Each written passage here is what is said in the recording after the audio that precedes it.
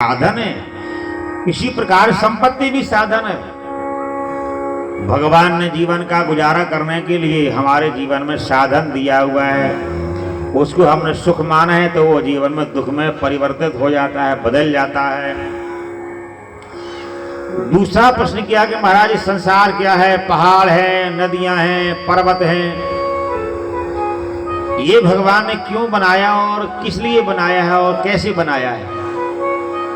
श्री मैत्रेय मैं अरु तोरे तोरे ते माया, मैं अरु तोरे तोरे ते माया, मैं अरु तोरे।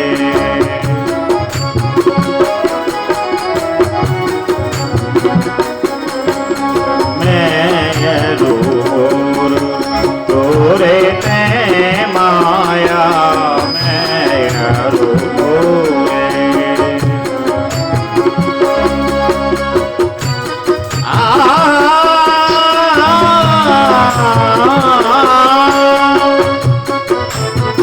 मैं अरु तोरे ते माया, मैं अरु तोरे।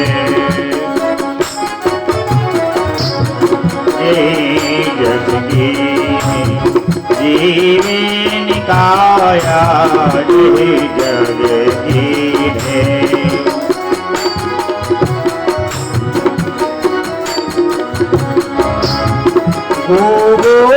चरे जहाँ लगे मन जाई,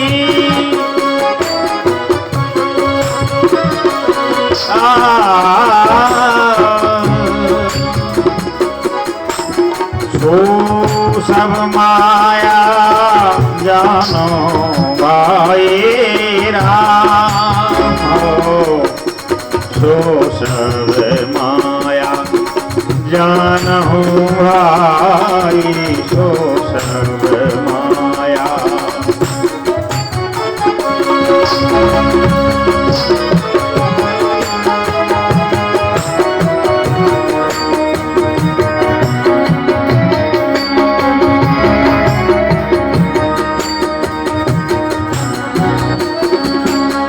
सो सब माया, सो सब माया जानहु भाई, सो सब माया।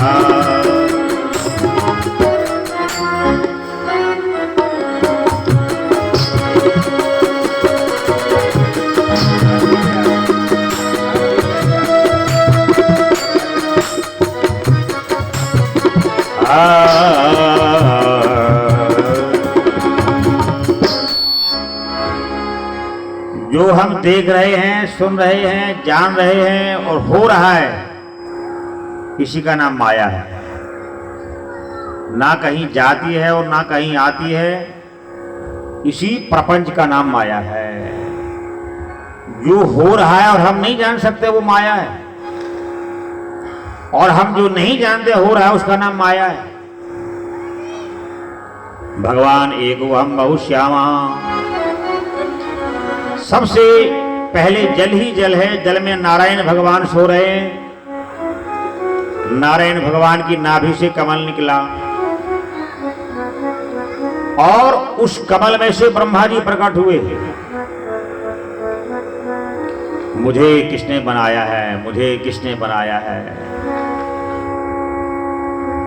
आकाशवाणी हुई, तपस्या करो, तपस्या करो। ब्रह्मा जी कमल के फूल पर बैठ गए, 1000 वर्ष तप करते रहे। हमें बड़ा सपना सा लगता है, 1000 साल तप किया तो कितनी लंबी आयु होगी, क्या क्या किया होगा। पहले सत्यमय जीवन था, धर्ममय जीवन था, आनंदमय जीवन था और मर्यादा का जीवन था, इसलिए लंबी आयु हुआ करती थी। भगवान प्रकट हुए, भागवत का ज्ञान दिया। ये भागवत का ज्ञान सबसे पहले नारायण भगवान ने ब्रह्मा जी को प्रदान किया। ब्रह्मा जी ने ये भागवत का ज्ञान नारद जी को प्रदान किया। नारद जी ने भागवत का ज्ञान वेद व्यास जी को प्रदान किया और वेद व्यास जी ने भागवत जी की कथा का ज्ञान सुखदेव जी को प्रदान किया, जिन्होंने परीक्षित जी को माध्यम बनाकर के हम सबके लिए प्रदान किया है। इसलिए भागवत कथा क्या है? संसारिणां करुण्याः पुराण गुह्यम्,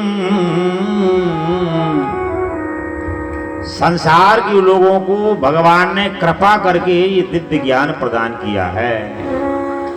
जहां भी भागवत कथा हो रही हो, साक्षात नारायण का रूप जान करके प्रेम से श्रवण करना, प्रेम से बैठना, और साक्षात नारायण ये ज्ञान प्रदान कर रहे हैं ऐसा भाव बनाना और आनंद लेना। हम तो मंदिर जाते हैं, अरे जाला लगा हुआ है, रंग अच्छा नहीं है, वो पुजारी पूजा नहीं करता और व्यवस्था नहीं है, तमाम दीवालों को देखते रहते हैं। देखने भगवान को आए, देखते दीवालों को है। कथा में भी 4 प्रकार के लोग आते हैं, असली, नकली, फसली और दखली। असली वो होते हैं कि पंखा मिले चाहे ना मिले, जगह मिले चाहे ना मिले, अपना आराम से बैठो, तपस्या करो, साधना करो, सुनो और जीवन का कल्याण करो। पहले आओ और बाद में जाओ और सुनने के बाद विचार करो।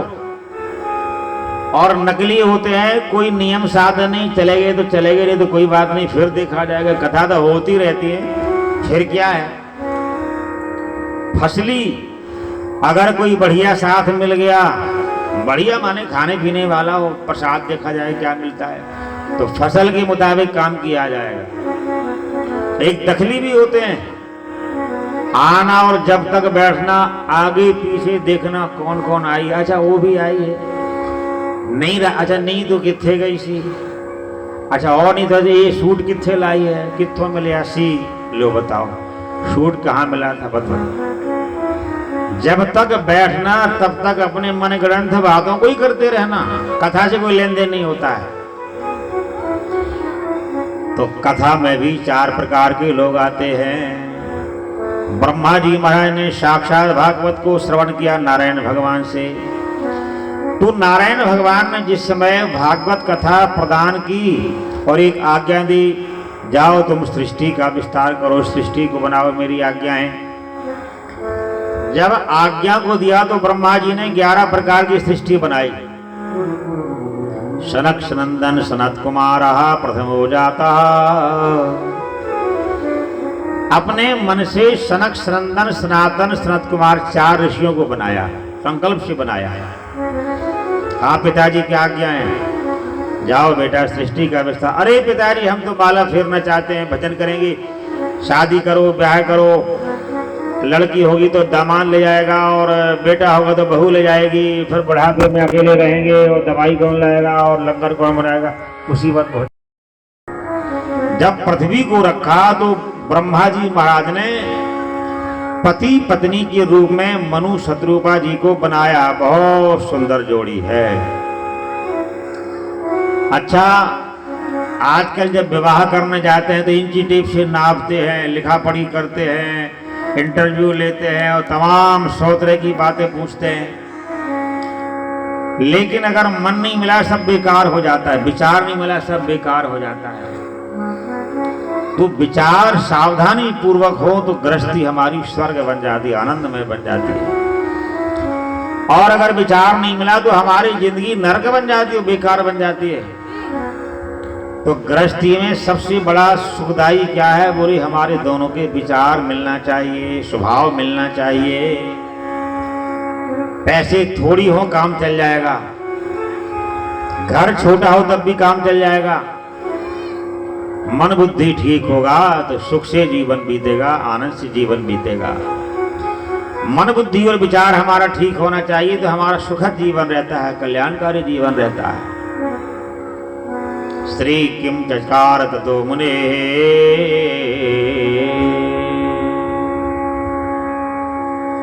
मनु महाराज शत्रुपा महारानी ने 3 कन्याओं को जन्म दिया और 2 बालकों को जन्म दिया। सबसे बड़े बेटा उत्तानपाद उनको गादी पर बिठाला। अब जो बड़ी जो छोटा वाला बेटा है प्रियव्रत, वो जंगल में साधना करने के लिए चला गया। असार संसार समुद्र मध्य निमज्जितो मे शरणं किमस्ति गुरु कृपालु कृपया वदेतद विश्वेश दीप दीर्घा मुझे पाद नौका। प्रियव्रत महाराज सोचते हैं संसार उलझनों से भरा हुआ है, संसार परेशानियों से भरा हुआ है, लेकिन एक बात विचार करें, छोड़ने से काम नहीं चलता है। भोजन करना है, जिंदगी बिताना है, कहीं तो रहना है, खाना पीना है, साधन चाहिए। संसार बेकार कहते इससे काम नहीं चलता है। तो संसार को छोड़ना नहीं है, उस पर विचार करना है। हम संसार छोड़ के कहां जाएंगे? घर छोड़ दिया, परिवार छोड़ दिया, धन दौलत छोड़ दिया, मकान छोड़ दिया, बाबा बन गए और सब दोबारा फिर बना लिया, तो संसार कहां गया? आश्रम बना लिया, सारा जुगाड़ बना लिया, लेन देन बना लिया, तो छोड़ा क्या हमने? तो संसार में छोड़ने की महिमा नहीं है, संसार में विचार करने की महिमा है। मीठा खाना छोड़ना मत, लेकिन मीठे खाने पे विचार करना है, कितना उचित है कितना अनुचित है, तो वो नुकसान ही कभी हो सकता है। सारा संसार सुखदाई है, लेकिन हम जब दुरुपयोग कर देते हैं तो वो दुखदाई बन जाता है। संसार की हर वस्तु जीवन में सुखदाई है, लेकिन जब उस पर विचार ना किया जाए तो वो दुखदाई बन जाती है। धन कमाना, परिवार पालना, कारोबार करना, हर कार्य हमारे जीवन में मंगलमय है, सुखदायी हो सकता है, लेकिन हम जब विचार नहीं करते हैं तो सारा कर्म हमारे लिए जाल और दुखदाई बन जाता है। मोहजन्य कार्य होता है, अभिमान जन्य कार्य होता है, लोभ के लिए कार्य होता है, आसक्ति में कार्य होता है।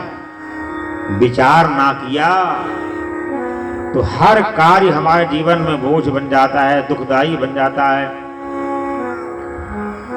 जिस समय बड़ी बेटी उत्तानपाद को राजगद्दी दे दी, छोटा बेटा जंगल में साधना करने चला गया। अच्छा, साधना करना भी माला फेरना और रामायण पढ़ने का नाम नहीं है। बैठ के विचार करना। सब उम्र बीत गई धोखे में, परिणाम न जाने क्या होगा। जब समय आखिरी आएगा, भगवान ही जाने क्या होगा। जब समय आखिरी आएगा, भगवान ही जाने क्या होगा। बंदा बन गंदा काम किया, कभी भूले न हरि का नाम लिया। मर करके जब तू जाएगा, अंजाम न जाने क्या होगा। सभी उम्र बीत गई धोखे में, परिणाम न जाने क्या होगा। जब समय आखिरी आएगा, भगवान ही जाने क्या होगा। भगवान का सत्संग बचपन में बहुत काम करता है। स्वभाव बनाता है, विचार बनाता है, मर्यादा बनाता है, जीवन को जीने की पद्धति बनाता है, दुख सुख को बर्दाश्त करने की ताकत बनाता है, अपने आप को संसार को पहचानने की ताकत और बुद्धि विवेक देता है। जैसे मकान का जितना बढ़िया नींव बन जाए उतना मजबूत मकान बनता है, तो बचपन में भगवान का नाम हमारे जीवन को मजबूत और बलवान बनाता है। लोग कहते अभी क्या है, शादी ब्याह करना है, गृहस्थी बसाना है, ये नाम जपना तो बुढ़ापे का काम है। जवानी में तमाम संघर्ष हमारे जीवन में आता है, मरने का टाइम नहीं मिलता है, सांस लेने का टाइम नहीं मिलता है, तमाम लोभ ही लोभ तृष्णाओं में जीवन परेशान होता जाता है। रात दिन वो ऐसा जीता है, ना सोने की चिंता और ना खाने की चिंता, ना पीने की चिंता, रात दिन कमाने की चिंता में जीता जा रहा। और बुढ़ापे में तो कोई किसी का होता ही नहीं है, तब तो केवल भगवान की कृपा ही जीवन में साधना देने वाली होती है। इसलिए भगवान के नाम का सहारा बचपन में सबसे बढ़िया है।